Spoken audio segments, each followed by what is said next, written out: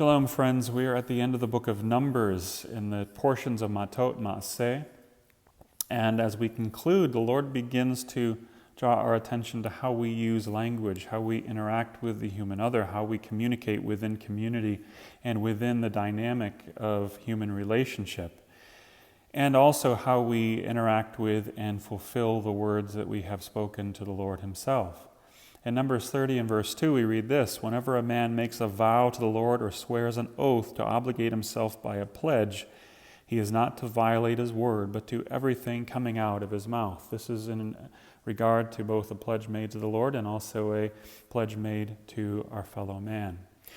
When we consider the breadth of this Torah portion, we have an incident where the tribe of Gad and Reuben decide that they do not want to cross the Jordan, but they'd rather stay on the eastern shore and dwell there because it is better for livestock. Of course, there's a bit of a negotiation that happens, and finally Moses says this is a good word, provided that the half-tribe of Manasseh comes and dwells with them as well.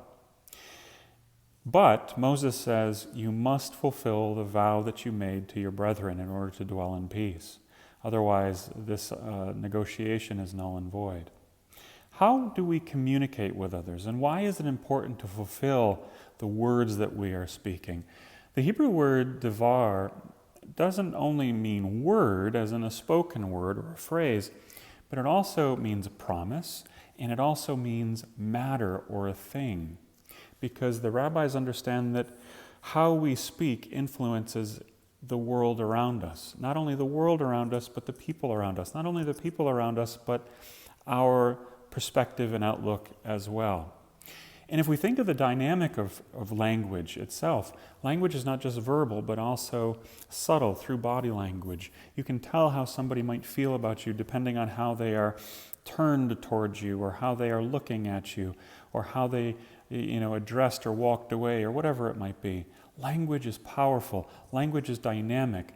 That's why often it's difficult for people to go into different cultures, because the cultural cues that are attached to language are different from our own.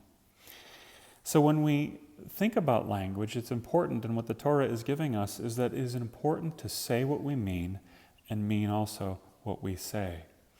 Messiah in Matthew 5 and 37, speaking about vows and oaths, said, hey, let your yes be yes and your no be no.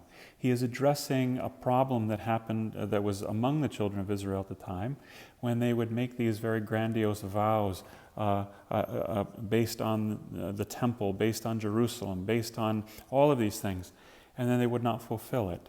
They were making the statements in order to sound as if they were going to fulfill it, only to fall through with it.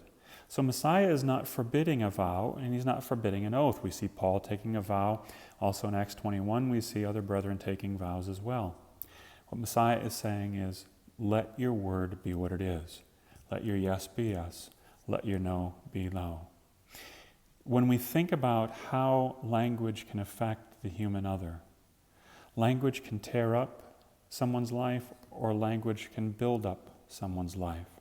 So it's important that we pay attention to the words that are coming out of our mouth, pay attention to the intent that is behind the words that we are saying, and say in the most gracious way what we need to say.